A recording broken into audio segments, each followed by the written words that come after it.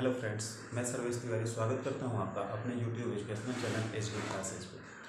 Friends, हमारा real number चल रहा था और रियल नंबर में हमारा उदाहरण सभी हो गया था, ठीक है। और हम चलते हैं अपने एक्सरसाइज की तरफ और फर्स्ट नंबर का क्वेश्चन देखते हैं कि फर्स्ट नंबर का क्वेश्चन क्या है। उससे पहले मैं थोड़ा सा लेसन का नाम लिख देता हूँ। रियल नंबर, रियल नंबर,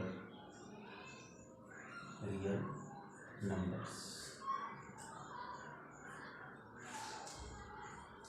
ठीक है। रियल नंबर वास्तविक संख्या, रियल नंबर मतलब वास्तविक संख्याएं, वास्तविक संख्याएं, संख्याएं, ठीक। रियल नंबर में वास्तविक संख्याएं चल रहा था हमारा, उदाहरण सभी हो गया था, ठीक है। और हम चलते हैं अपने अगले क्वेश्चन पे। फर्स्ट क्वेश्चन जो है प्रश्नावली का हमारा, और हम लिखते हैं पहले क्वेश्चन है क्या, ठीक है। उसके बाद क्वेश्चन हम करेंगे सॉल्व। तो देखिए फर्स्ट क्वेश्चन है हमारा कि वह संख्या ज्ञात कीजिए जिसे 61 से भाग देने पर भागफल 37 तथा शेषफल 15 प्राप्त होता है। क्वेश्चन है कि वह संख्या ज्ञात कीजिए, वह संख्या ज्ञात कीजिए, ठीक है। वह संख्या ज्ञात कीजिए, आगे दिया है जिसे 61 से भाग देने पर, जिसे 61 से भाग देने पर, से भाग देने पर, ठीक है। जिसे 61 से भाग देने पर भागफल 37, भागफल जो है कितना आए, भागफल आए आपका 37, ठीक है। तथा शेषफल इक्वल टू कितना है, शेषफल है आपका 15 प्राप्त होता है, 15 प्राप्त होता है, ठीक है।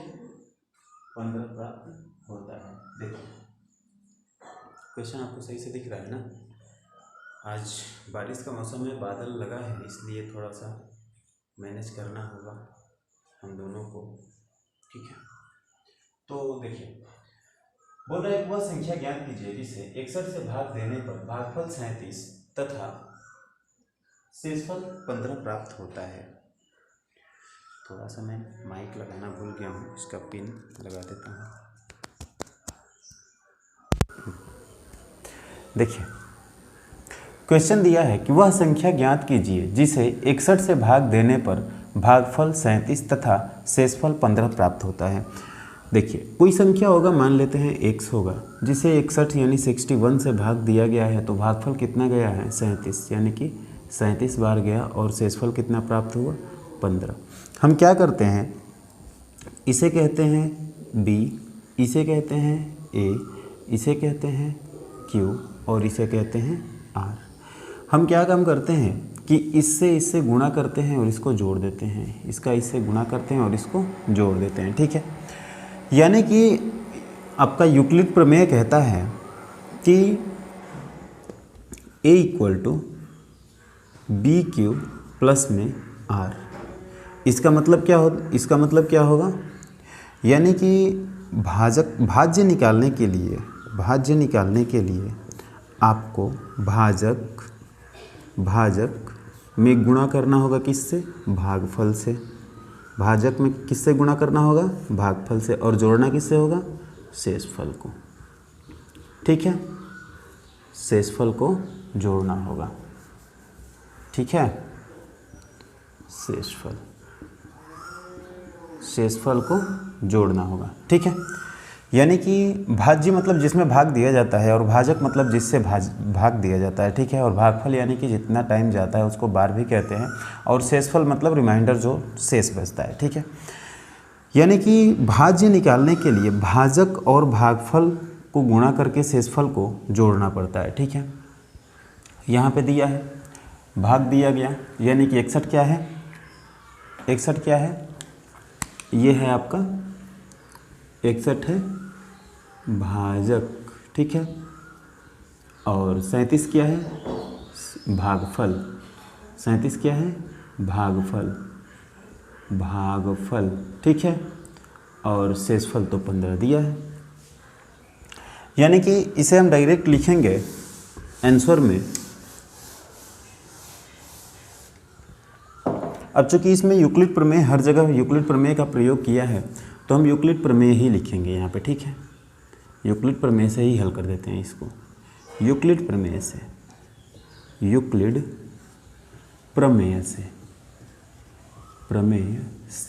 ठीक है। यूक्लिड प्रमेय क्या कहता है कि a equal to b Q plus में r, ठीक है। r क्या है, a क्या है यहाँ पे, a को निकालना है। b क्या दिया है, b दिया आपका 61, ठीक है। q क्या दिया है, q दिया है 15, q दिया है 37 और r क्या दिया है 15, ठीक है। इसलिए a equal to b q यानी कि 61 गुणे में 37 प्लस में 15, ठीक है। देखिए अब 37 में 61 से गुणा कर देंगे। यहाँ पे देखिए 37 में आप 61 से गुणा कर दीजिए, 3 7 56 नहीं 42 42 और 18 4 22 यानी कि 7522 2257 इक्वल टू 2257 प्लस में 15, ठीक है। यहाँ पे क्या आ जाएगा, 7 5 12, 5 1 6 1 7 और 2 2 यानी कि 2272 आंसर, ठीक है। आंसर कितना, 2272, ठीक है। समझ में आया आपको।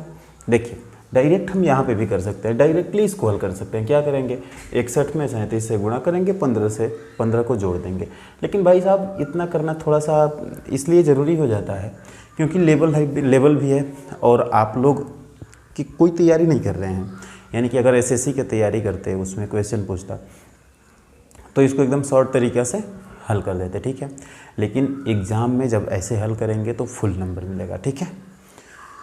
तो ये बात है, मतलब बहुत लड़के होते हैं बहुत ज़्यादा प्रयोग करते हैं। मैं भी करता था पहले कि अरे यार सर ने इतना किया है, इसको इतने में भी कर सकते थे। लेकिन भाई साहब मतलब बात ये होती है कि नंबर लेना है अपन को, ठीक है। अब नंबर लेने के लिए क्या करना होगा, तो क्वेश्चन थोड़ा अपना वर्क दिखाना होगा और वर्क दिखाने के लिए क्वेश्चन को बड़ा कीजिए तभी वर्क दिखेगा, ठीक है। तो इसलिए उतना बड़ा मैंने किया था, ठीक है। तो चलिए अब हम चलते हैं अपने दूसरे क्वेश्चन पे। हमारा दूसरा क्वेश्चन क्या है, देखिए दूसरा क्वेश्चन है कि यूक्लिड विभाजन प्रमेयिका में a equal B Q plus are, जहाँ r is greater than are equal to 0 and r is smaller than lesser than b। तो ये क्या है, यूक्लिड विभाजन प्रमेयिका में। देखिए क्वेश्चन दे रहा है कि यूक्लिड विभाजन प्रमेयिका में, अब डायरेक्ट प्रमेय से क्वेश्चन पूछ दिया कि यूक्लिड विभाजन प्रमेयिका में a equal B Q plus r है, ठीक है, जहां r is greater than are equal to 0 and r is lesser than b। तो a क्या है यहाँ पे बताइए, ठीक है। पहले तो मैं क्वेश्चन लिखता हूँ। हाँ आपकी किताब में दिया है मैं जानता हूँ, लेकिन फिर भी थोड़ा क्वेश्चन लिख देंगे तो आपको ठीक लगेगा और समझ में भी आएगा। देखिए यूक्लिड विभाजन प्रमेयिका में, यूक्लिड विभाजन प्रमेयिका में, यूक्लिड विभाजन प्रमेयिका में, ठीक है, प्रमेयिका में a equal B Q plus r, a equal B Q plus में आर, ठीक है, होता है ये चीज़, जहाँ r is greater than are equal to 0 होता है एंड स्मॉलर देन b होता है। क्यों होता है, कैसे होता है, मैंने पिछले क्लासों में बता दिया है इसको, ठीक है। आगे दे रखा है कि तो a क्या है बताइए, इसमें a क्या है, a क्या है बताइए, ठीक है, बताइए a क्या है बताइए। देखिए क्वेश्चन दिया है कि यूक्लिड विभाजन प्रमेयिका में A equal B Q plus are, जहाँ पे R is greater than are equal to 0 and lesser than B, तो ए क्या है बताइए। अच्छा मैंने बताया था आपको कि यूक्लिड प्रमेय क्या होता है, तो यहाँ पे तो डायरेक्ट ए को लिख देंगे कि ए क्या है, ए क्या है, ए भाजक है, ठीक है, भाजक है, ठीक है। भाजक मतलब जिसको डिवाइड किया जाए, जिसको बांटा जाए, जिसमें भाग दिया जाए, ठीक है। नहीं, भाज्य है, भाज्य है, सॉरी, भाज्य, भाजक का मतलब जिससे भाग दिया जाए, ये भाज्य है। भाज्य मतलब जो बट जाए, जिसमें भाग दे दिया जाए, जिसको विभाजित कर दिया जाए, वो भाज्य है, ठीक है। भाजक मतलब जिससे भाग दिया जाए वो भाजक होता है। लेकिन यहाँ पे एक क्या है, इसमें भाग दिया गया है, किससे, बी से। यही पूछता है कि बी क्या है, तो बी को हम भाजक कहते हैं, क्योंकि बी से ही तो भाग दिया जा रहा है, तो क्यू टाइम्स ज़्यादा है। और एक क्या है, ये भाज्य है, यानी कि इसमें भाग दिया जाता है, इसको बांटा जाता है, इसको विभाजित किया जाता है, ठीक है। तो एक क्या है, भाज्य है। अगर इसको थोड़ा सा देखें विस्तृत रूप से, तो इसको हम देखेंगे कि यूक्लिड विभाजन क्या होता है भाई साहब, पहले लिखेंगे इसको। अगर थोड़ा अधिक नंबर का आ गया, मान लीजिए ये 4 नंबर का आ गया, ठीक है, और बोला है कि यूक्लिड विभाजन प्रमेयिका का प्रयोग करके A equal B Q plus are, जहाँ are is greater than are equal to 0 and lesser than B, तो ए क्या है बताइए। अगर यही क्वेश्चन 4 नंबर का आ जाए, ठीक है भाई साहब, 1 नंबर का आया तो ए को भाज्य लिख दिया, ठीक है। लेकिन अगर यही क्वेश्चन 4 नंबर का आ जाए तो ए इक्वल भाज्य से काम चल जाएगा क्या, नहीं चलेगा। अगर ए इक्वल भाज्य लिख देंगे छोटे में, तो भी आपको नंबर छोटा ही दे देगा, ठीक है। 2 नंबर दे के फिर काम दिक्कत हो जाएगी। तो अगर 4 नंबर 5 नंबर का, 4 नंबर 5 नंबर का तो ऐसे आएगा नहीं, लेकिन मान लीजिए थोड़ा अधिक नंबर का आ जाए, तो इसको क्या करेंगे, पहले लिखेंगे Euclid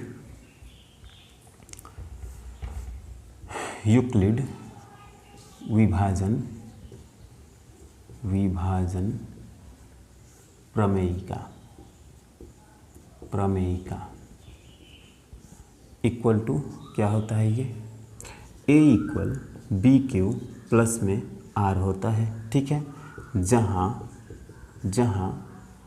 are is greater than are equal to 0 होता है एंड लेसर देन बी होता है, ठीक है।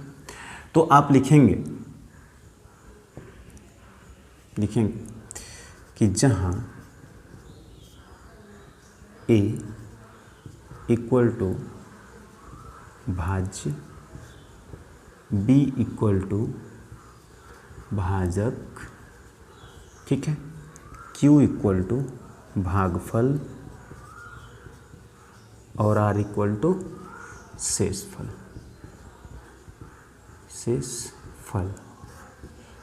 इसलिए या अतः क्या दिया है, बी क्या है बताइए, बी इज इक्वल टू भाजक है, ठीक है, आंसर। बस इसी को घुमा फिरा दिया, थोड़ा इतना में कर दिया भाई साहब, दिखने लगा हाँ भाई साहब मेहनत किया है बंदे ने, और कुछ नहीं, बात तो यही है, ठीक है। तो करना है ऐसे ही, एग्ज़ाम में करना है ऐसे ही, ठीक है। थोड़ा दिखाना होता है हाई स्कूल के एग्ज़ाम में, इंटरमीडिएट के एग्ज़ाम में, कि भाई साहब हाँ मैंने पढ़ा है, ठीक है। थोड़ा दिखाना होता है एग्जामिनर को, तभी नंबर मिलते हैं। तो आगे चलिए, चलते हैं अगले क्वेश्चन पे। अगला क्वेश्चन क्या है हमारा, अगला क्वेश्चन है कि 3 क्रमागत धनात्मक पूर्णांक संख्याओं का गुणनफल 6 से विभाजित है, यह कथन सत्य है या असत्य, सत्यापित कीजिए, ठीक है। चलिए इस क्वेश्चन को भी लिखा जाए पहले। देखिए बोल रखा है कि 3 क्रमागत पूर्ण संख्याओं का गुणनफल, 3 क्रमागत धन पूर्णांकों का गुणनफल, ठीक है। आगे दे रखा है कि 6 से विभाज्य है, 6 से विभाज्य है, विभाज्य है, ठीक है, 6 से विभाज्य है, ठीक है।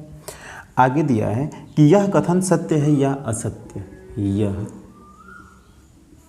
कथन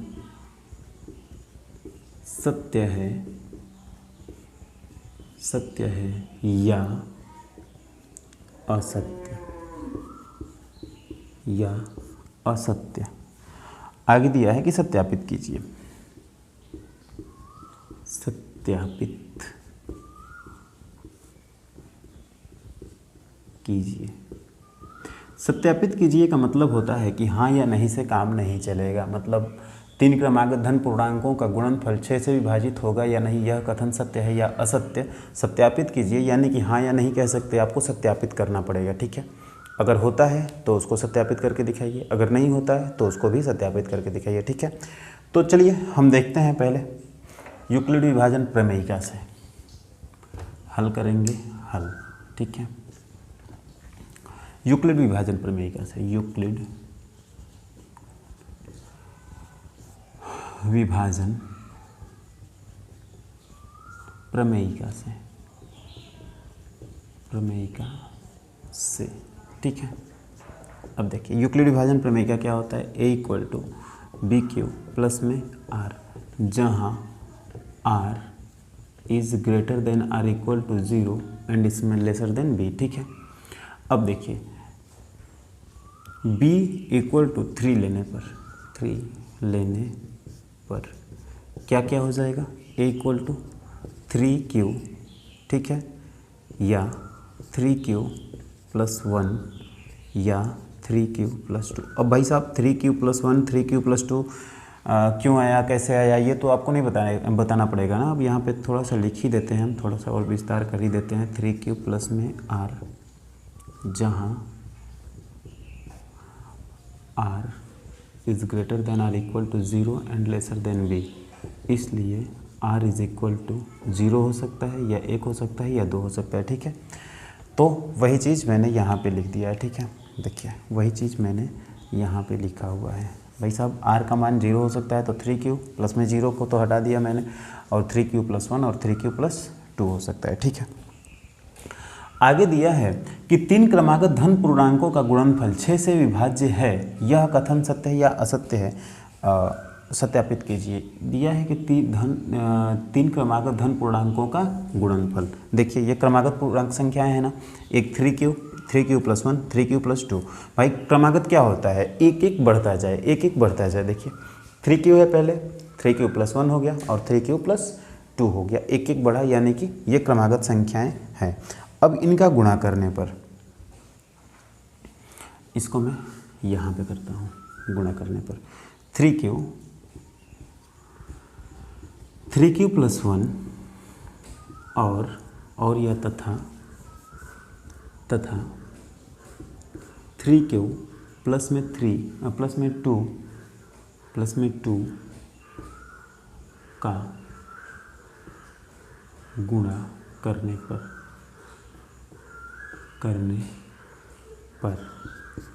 ठीक है, दिखाई दे रहा है ना, थोड़ा सा दिक्कत हो रहा होगा मैं समझता हूँ, क्योंकि अंधेरा है थोड़ा सा।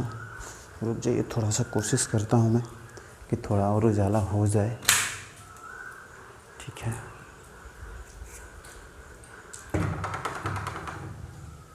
थोड़ा सा कोशिश करता हूँ, थोड़ा सा और उजाला हो जाए। हाँ, अब कुछ ठीक है। तो देखिए इसमें इससे गुणा करेंगे, यानी कि 9q स्क्वायर प्लस में 3q। ठीक है, ये क्वेश्चन में हो जाएगा ब्रैकेट में। उसके बाद अब 3q प्लस में 2 बचा, तो इसको भी कर देंगे। देखिए 27 q का क्यूब।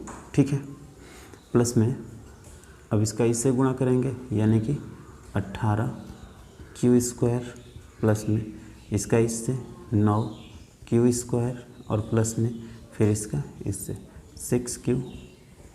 ठीक है, देखिए 9q स्क्वायर का 3q से हुआ, फिर 2 से हुआ, फिर 3q का 3q से हुआ, फिर 2 से हुआ।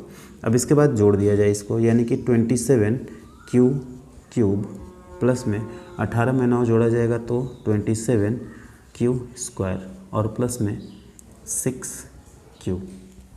ठीक है, ठीक है। तो अब देखिए ये 27 27, तो यहाँ से क्या कॉमन कर सकते हैं हम? 3 कॉमन कर सकते हैं। देखिए यहाँ से 3 कॉमन कर सकते हैं, यानी कि 9Q का होल क्यूब हो जाएगा, प्लस में, ठीक है, प्लस में 70, फिर से 9Q स्क्वायर हो जाएगा और फिर से 2Q हो जाएगा, ठीक है। अगर यहाँ से Q कॉमन कर लेते तो यहाँ 2 बचता, कोई बात नहीं, Q कॉमन कर ही लेते हैं। Q कॉमन कर लेते हैं, थोड़ा आपको समझने में आसानी हो जाएगी। देखिए यहाँ से 3Q अगर कॉमन कर लिया होता मैंने, तो यहाँ पे स्क्वायर हो जाता, यहाँ पे हट जाता और यहाँ से Q हट जाता, ठीक है, ठीक है। देख लीजिए इस चीज़ को देख लीजिए थोड़ा अच्छे से, इस चीज़ को थोड़ा देख लीजिए, ठीक है। देखिए अब 6 का गुणनखंड देखिए क्या क्या होता है। 6 = 3 इंटू में 2 होता है, यानी कि किसी भी संख्या का अगर गुणनखंड 3 और 2 आ जाए तो वह संख्या 6 से कट जाएगी। जैसे 12 है, जैसे 12 है, देखिए 12, 12 है, 12, तो ये देखिए एक 3 आ गया और एक 2, 3 दूनी 6 और 2 12, देखिए 3 और 2 आया है ना, यानी कि 12 6 से कटेगा। वैसे ये 18, चलिए 18, ये 3 गुणे 3 छक्का 18, फिर 3, फिर 2, देखिए 3 और 2 आया यानी कि 6, 18 को विभाजित कर देगा। अब देखिए वैसे ही यहाँ पे 3 तो आ गया है, ठीक है, 3 तो आ गया है, बाकी बचा 2, यानी कि Q के किसी भी मान पे अगर 2 निकल जाए, अगर Q के किसी भी मान पे 2 निकल जाए, इसमें से 2 कॉमन हो जाए, तो ये संख्या 6 से कट जाएगी।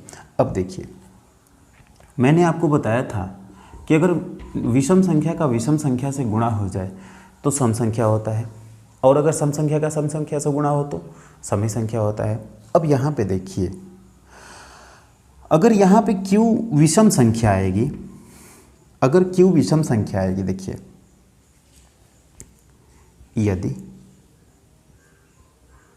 यदि यहाँ पे Q विषम संख्या आएगी, देखिए यदि Q = विषम संख्या,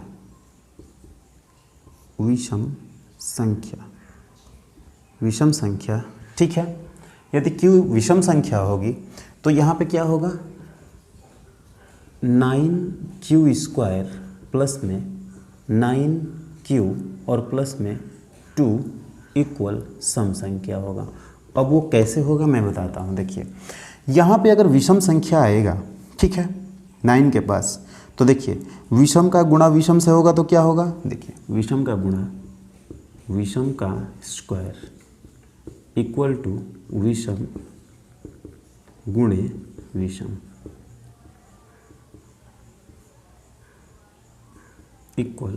विषम, ठीक है, यानी कि विषम का गुणा अगर विषम से करते हैं, ठीक है, तो वह विषम आएगा, ठीक है, और अगर सम का गुणा सम से करते हैं तो वो संख्या सम आएगी। यानी कि अगर विषम का स्क्वायर किया जाए तो यहाँ पे विषम आएगा, और फिर से विषम से गुणा किया जाए तो यहाँ विषम ही आएगा। हाँ, ये तो सच्ची घटना है भाई साहब। आप एक काम करो, आप यहाँ तक मत जाओ, आप देखिए यहाँ पे Q का मान रखिए, ठीक है, Q = 1 रखने पर, Q का मान तो यहाँ पे भी रख दिया गया होता, लेकिन चलिए यहाँ पे Q का मान रखिए, Q = 1 रखने पर, ठीक है, देखिए Q = 1 रखने पर क्या आ रहा है, ये तो 1, देखिए 27 और 1 का क्यूब हो जाएगा, प्लस में 27 और 1 का स्क्वायर हो जाएगा, प्लस में 6 × 1, तो ये हो जाएगा 27 प्लस में 27 और प्लस में 6,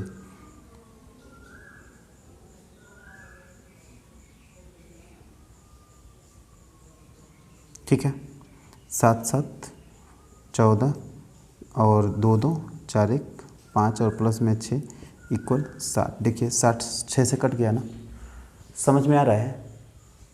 दिखाई नहीं दे रहा है क्या यार?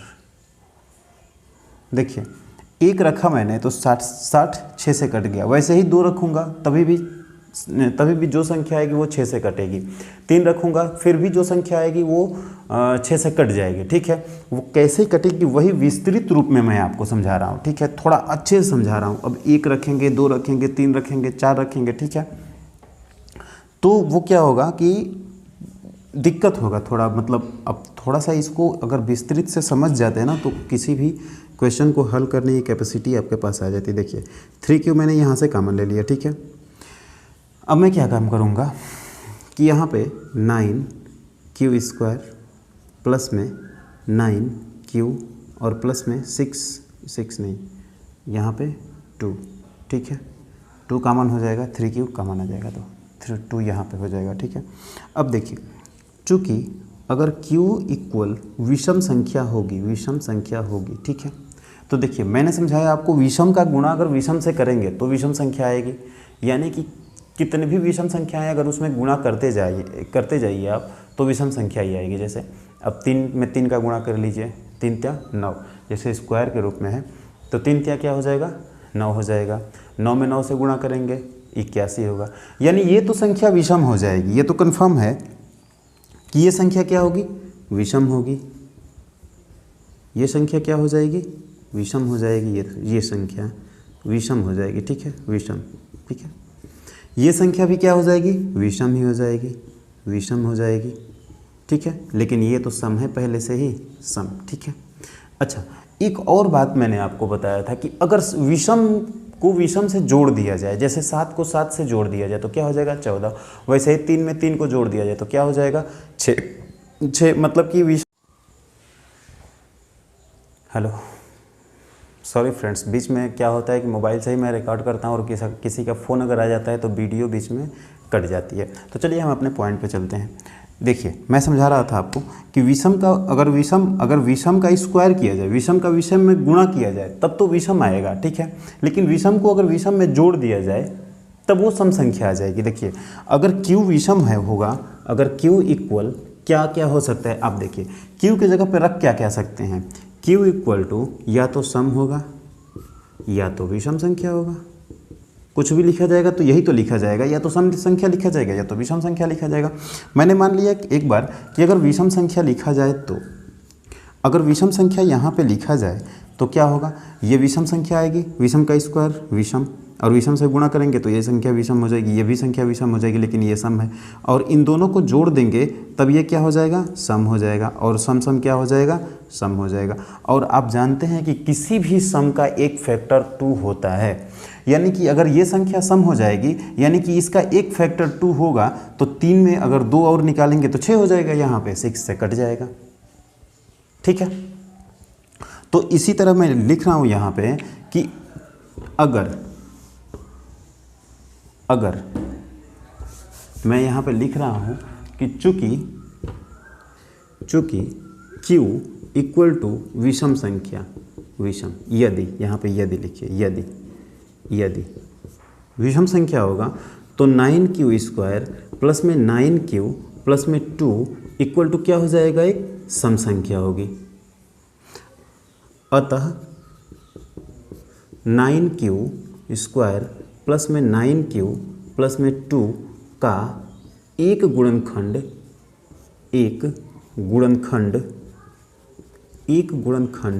2 होगा। ठीक है, अतः यह संख्या क्या होगी, 6 से विभाजित होगी।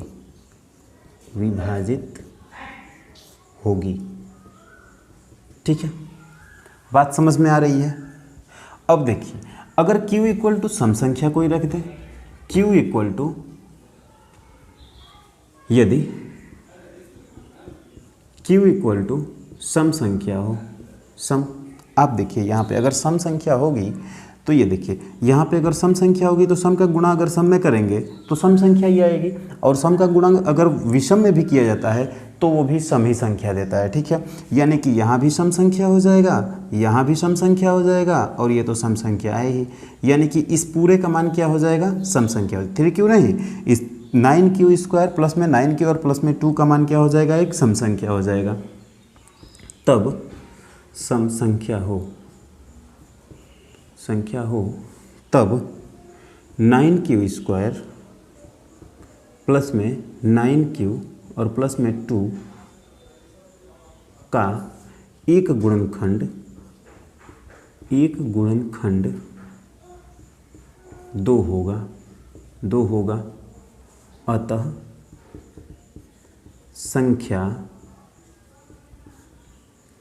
संख्या 6 से विभाजित होगी, 6 से विभाजित होगी, ठीक है। अतः 3 क्रमागत संख्याएं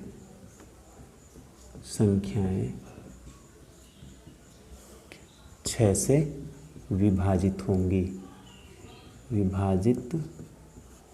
होंगी इति सिद्धम।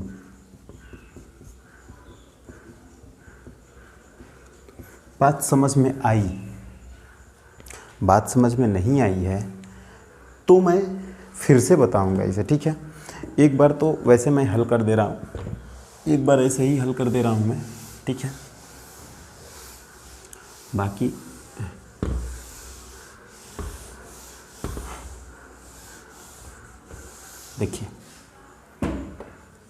देखिए बहुत जल्दी ही मैंने मिटा दिया, उस पर एक बार समझाना चाहिए था। देखिए मैंने यूक्लिड प्रमेय लिया, ठीक है। वहाँ से क्या काम किया मैंने कि 3q प्लस में यानी कि 3q एक संख्या आया, एक संख्या 3q + 1 आया, और एक संख्या 3q + 2 आया। क्यों 3 लिया मैंने, क्योंकि यहाँ पे दिया है कि 3 क्रमागत धन पूर्णांक हो, तो 3 ले लेंगे तो थोड़ा आसानी हो जाएगी, ठीक है।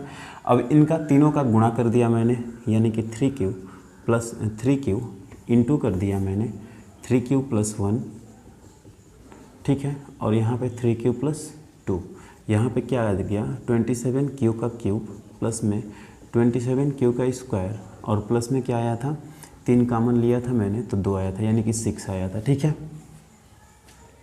यही आया था चीज़। तो ये तो 3 क्रमागत संख्याओं का गुणनफल यहाँ पे आ गया, ठीक है। अब क्या काम किया मैंने कि 3q कॉमन ले लिया। यहाँ पे से इसमें से अगर 6 कॉमन हो जाता तब तो बात यहीं पे बन जाती, ठीक है। अगर 6 कहीं ना कहीं से कॉमन हो जाता पूरे में तो बात यहीं पे बन जाती, लेकिन 6 27 ये जो 27 है ये 6 से कट नहीं रहा था, इसलिए मैंने 3q ही काम चलाया तब तक ले करके। तो यहाँ पर क्या हो गया 9q² और प्लस में 9q और प्लस में यहाँ पे 6q आया था और प्लस में 2, ठीक है। अब देखिए यहाँ पे क्या बताया मैंने कि अगर यानी कि यदि q = विषम संख्या है तो क्या होगा, ये भी विषम संख्या ही होगा। क्यों? क्योंकि विषम का गुणा अगर हम विषम से करते हैं तो संख्या जो प्राप्त होती है वो भी एक विषम संख्या ही प्राप्त होती है, ठीक है। तो स्क्वायर का मतलब क्या होता है, उसका गुणा उसमें, यानी कि ये संख्या तो विषम आ जाएगी, ठीक है, और ये भी संख्या विषम आ जाएगी, विषम, और ये संख्या तो सम है, पहले से ही 2 है, सम है। यानी कि अगर और उसके बाद जब विषम को प्लस करते हैं हम विषम में तो संख्या क्या बन जाती है, सम। यानी कि ये दोनों बन के क्या बन जाएगी, सम, और ये दोनों मिलकर क्या बन जाएगी, एक सम। यानी कि ये पूरी संख्या जो है वो क्या हो जाएगी, एक, यानी कि 9q² प्लस में 9q प्लस में 2, ये पूरी संख्या एक सम संख्या बन जाएगी। और आप जानते हो कि प्रत्येक सम संख्या में 2 फैक्टर होता है, यानी कि अगर 2 है सम संख्या तब तो 2 तो खुद ही 2 है, 1 और 2। अगर 1 तो अभाज्य संख्या नहीं है इसीलिए गुणनखंड में नहीं रखा जाता है, 2 खुद ही 2 है, और 4 रहता तो 2 × 2, 6 रहता तो 2 × 3। अगर 12 रहेगा तो 2 उसमें से निकल जाएगा, 2 गुणे 6। अच्छा, तो वैसे ही अगर सम संख्या हो जाएगी, यानी कि इसका एक फैक्टर, यानी अतः 9q² प्लस में 9q प्लस में 2 का एक फैक्टर, एक गुणनखंड 2 होगा, ठीक है। और अगर 2 होगा एक गुणनखंड, तो इसमें से अगर 2 हम निकालेंगे तो ये 3 गुणे 2 मिलकर 6 हो जाएगी, अतः यह संख्या 6 से विभाजित हो जाएगी। अतः यह संख्या 6 से विभाजित होगी, ठीक है, विभाजित होगी। और वैसे ही हम सम संख्या ले लेंगे, विषम संख्या एक बार लिए हैं और सम संख्या ले लेंगे तो ये भी सम हो जाएगा, ये भी सम हो जाएगा, ये भी सम हो जाएगा। ऐसे ही हम लिख देंगे यहाँ पे कि यह एक सम संख्या होगी, अतः यहाँ का गुणनखंड, इसमें का एक गुणनखंड 2 होगा, अतः यह संख्या 3 से विभाजित होगी। उसके बाद फिर से लिखेंगे अतः भाई सम संख्या लेने पर भी 6 से विभाजित हो जा रहा है और विषम संख्या लेने से भी 6 से विभाजित हो जा रहा है। अतः 3 क्रमागत धन पूर्णांकों का गुणनफल क्या होगा, 6 से विभाजित होगा, वो लिखा था मैंने पीछे। अब अगर ये चीज़ समझ में नहीं आई है आपको, ठीक है, ये चीज़ जो मैंने समझाया वो तो अगर समझ में आ गई होगी तब तो बेटर है भाई साहब। मतलब जिसको अगर समझ में आ गई, मान लो कि आप पढ़ने में बहुत अच्छे हो, लेकिन जिसको समझ में नहीं आई वो भी पढ़ने में अच्छे हैं, लेकिन कहने का मतलब ये है कि अभी उनको थोड़ा सा मेहनत करना होगा, ठीक है। लेकिन अगर जिनको समझ में नहीं आया है उनको भी मैं समझाने का कोशिश करूँगा, ठीक है। देखिए, उनको समझाने का कोशिश मैं कैसे करूँगा। यहाँ तक तो समझ में आ रहा होगा आपको कि यूक्लिड प्रमेय कैसे लिया जा रहा है। यूक्लिड प्रमेय जो है, प्रमेय से मैंने a = bq + r के हिसाब से b के यहाँ 3 रखा, तो यहाँ पे 0, 1 और 2 आएगा, तो यहाँ से 3q + 1 और 3q + 2 मैंने निकाल लिया है। ये तो समझ में आ गया होगा, ठीक है। और क्या अब कह रहा है कि तीनों का गुणनफल, यानी 3q प्लस में 3q + 1 प्लस में 3q + 2, ठीक है, नहीं प्लस में नहीं, इनटू ब्रैकेट में रहेगा, ठीक है, ब्रैकेट में, ठीक है। गुणनफल मैंने निकाल दिया, यानी कि यहाँ पे लिख देंगे हम कि तीनों क्रमागत संख्याओं का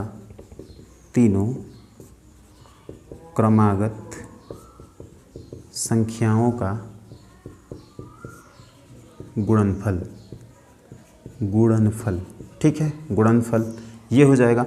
अब यहाँ पे क्या कर्म करेंगे हम, q के जगह पे 1 रखेंगे, q के जगह पे 2 रखेंगे, q के जगह पे 3 रखेंगे। 3 संख्या काफ़ी होती है, अगर तीनों संख्याओं पे 6 से कट जाएगा ये, तो हम लिख देंगे कि अतः यह संख्या 6 से विभाजित हो जाएगी।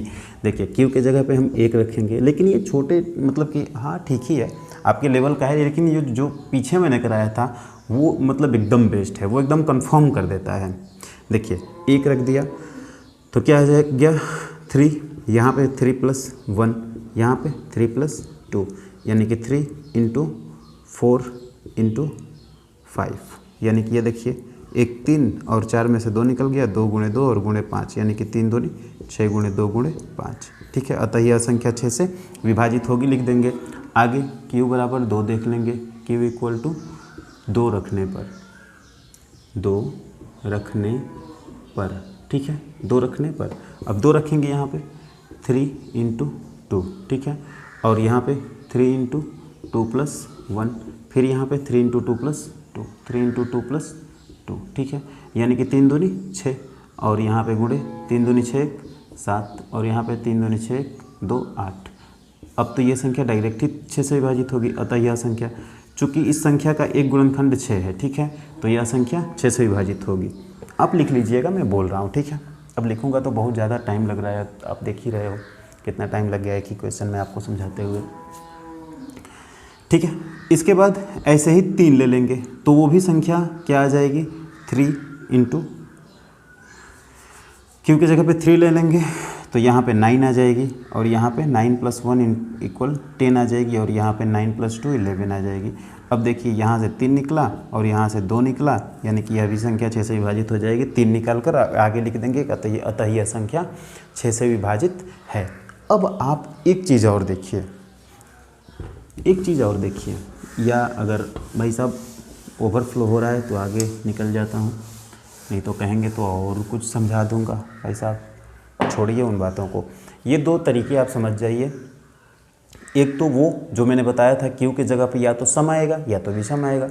अगर सम आएगा तब तो सम होगा ही उसका, अगर विषम आएगा तब भी उसका मान सम ही होगा। अगर सम हो जाएगा उसका मान, यानी कि उसका एक फैक्टर 2 होगा, क्योंकि आप जानते हो कि कोई भी सम संख्या 2 से विभाजित होती ही है, और जो संख्या जिस संख्या से विभाजित होती है वह संख्या एक फैक्टर रहता है उस संख्या का। जैसे 8 जो है वो 2 से विभाजित है, यानी कि 8 का एक फैक्टर 2 होगा, 2 गुणे 2 गुणे 2।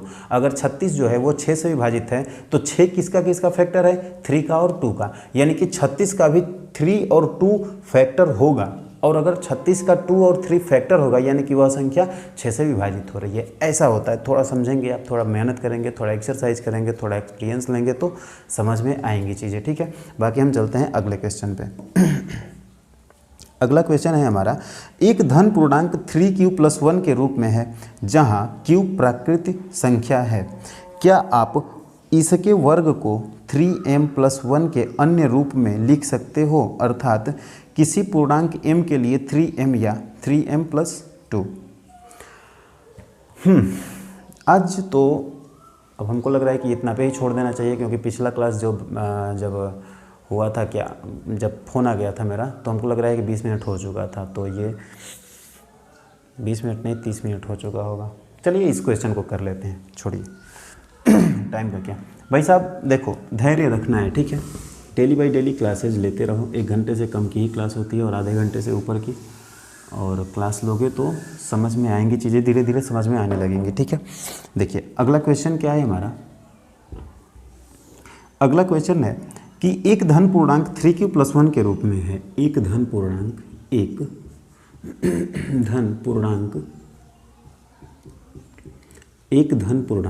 किसके रूप में है, 3q+1 के रूप में है। 3q+1 के रूप में है, ठीक है। 3+1 के रूप में है। बोल रहा है आगे, जहाँ q प्राकृत संख्या है, जहाँ q प्राकृत संख्या है, ठीक है। आगे बोल रहा है कि क्या आप इसके वर्ग को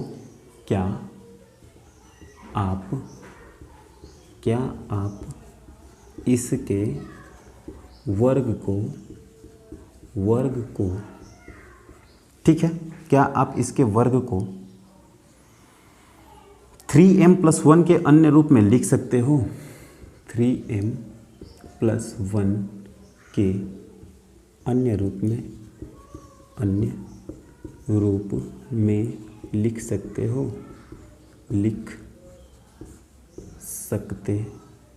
हो, ठीक है। आगे क्या दिया है, लिख सकते हो। आगे दिया अर्थात किसी पूर्णांक m के लिए, अर्थात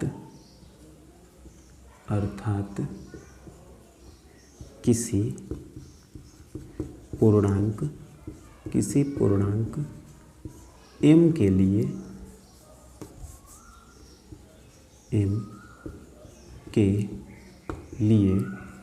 आगे क्या दिया है, m के लिए 3m या 3m+2, 3m या 3m+2, ठीक है। सत्यापित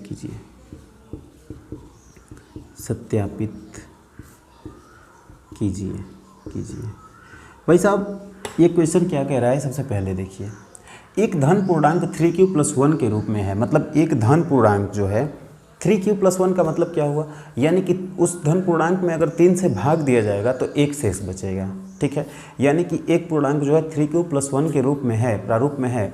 तो क्वेश्चन में बोल रहा है, क्वेश्चन दिखाई दे रहा है ना आपको अच्छे से, अगर नहीं दिखाई दे रहा होगा तो आप किताब का सहारा ले लीजिएगा, ठीक है, क्योंकि बादल लगा है और उजाला नहीं है, इसलिए थोड़ा दिक्कत हो रहा होगा।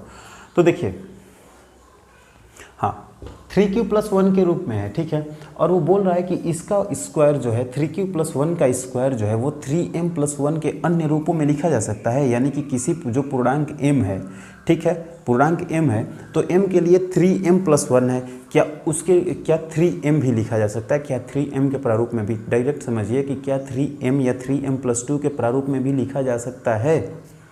तो आप चेक कर लीजिए, अगर 3m+1 के अन्य रूपों में आ रहा होगा तो ठीक है, नहीं तो आप बोल दीजिएगा कि नहीं।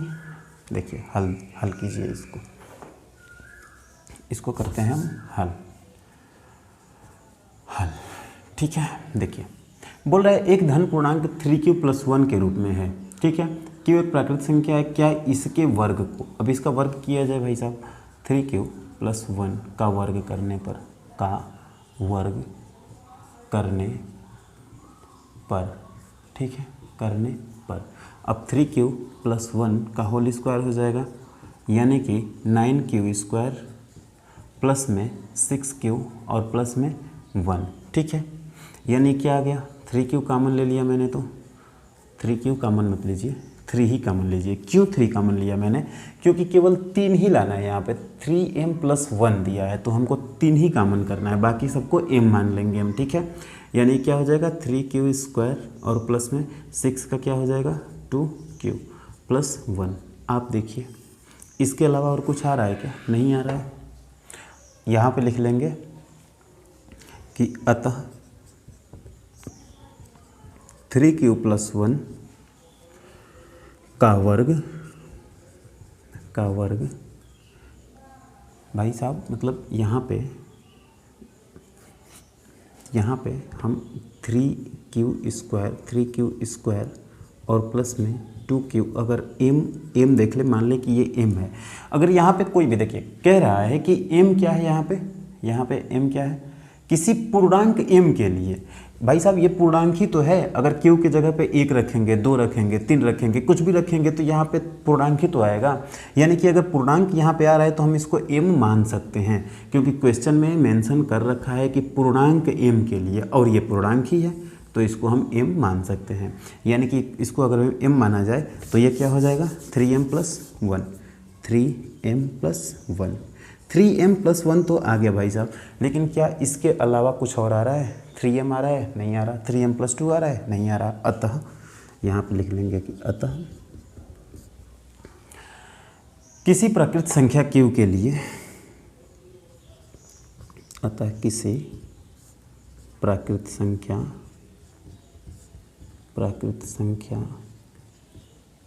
q के लिए,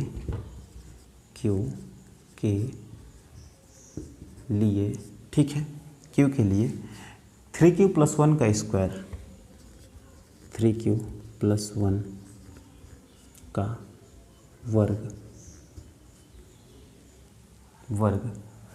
3m+1 के अलावा 3m+1 के अलावा अन्य किसी भी रूप में नहीं आएगा, अन्य किसी भी रूप में नहीं आएगा, ठीक है। बात समझ में आई? देखिए मैंने क्या काम किया, कुछ नहीं, सिंपल यार, 3q+1 का स्क्वायर कर दिया मैंने, 9q² प्लस 6q+1, ठीक है। यहाँ पे 3 ही कॉमन लिया मैंने। अगर मेरा मन होता तो 3q भी कॉमन ले सकता था, लेकिन मैंने 3q कॉमन क्यों नहीं लिया? क्योंकि यहाँ पे 3 ही लाना था, मुझे 3 ही कॉमन करना था। देखिए उसी के रूप में लाना था, इसलिए मैंने केवल 3 कॉमन किया, और बाकी इन दोनों को मैंने m क्यों मान लिया? क्योंकि ये तो क्वेश्चन में ही दे रखा है कि m एक पूर्णांक संख्या, किसी पूर्णांक m के लिए। तो देखिए ये पूर्णांक ही तो है, q के जगह पे 1 रखिए, 2 रखिए, 3 रखिए, 4 रखिए, कुछ भी रखेंगे तो पूर्णांक ही आएगा, यानी कि इसको हम m मान सकते हैं। तो 3m+1 हो जाएगा। अतः किसी भी प्राकृतिक संख्या q के लिए 3q+1 का वर्ग 3m+1 के अलावा अन्य किसी भी रूप में नहीं आएगा, इति सिद्धम, ठीक है। सो फ्रेंड्स चलिए आज के लिए इतना ही, और बाकी रखेंगे कल। तो चलिए ठीक है, कल जारी करेंगे अगले क्वेश्चन को, क्वेश्चन नंबर 5 से देखेंगे आगे। और हमको लग रहा है कि कल परसों ख़त्म कर देंगे इसको। आज देखिए ना, आज ही सोचा था मैंने कि 6 क्वेश्चन कराऊंगा, लेकिन कोई क्वेश्चन ऐसा आ जा रहा है कि आपको समझाना बहुत ज़रूरी है। अगर नहीं समझाऊंगा तो फिर फ़ायदा क्या होगा पढ़ाई से, ठीक है। और आप भी थोड़ा ध्यान देकर समझेंगे तो वो सब चीज़ें समझ में आएंगी आपको। मैं मानता हूँ ये वास्तविक संख्या जो है ये बहुत बोरिंग चैप्टर है, मेरे लिए भी था, ठीक है, लेकिन आप समझेंगे इसको तो बहुत मज़ा आने लगेगा, इंटरेस्ट आने लगेगा, ठीक है। तो रखते हैं कल जारी, आज के लिए बाय।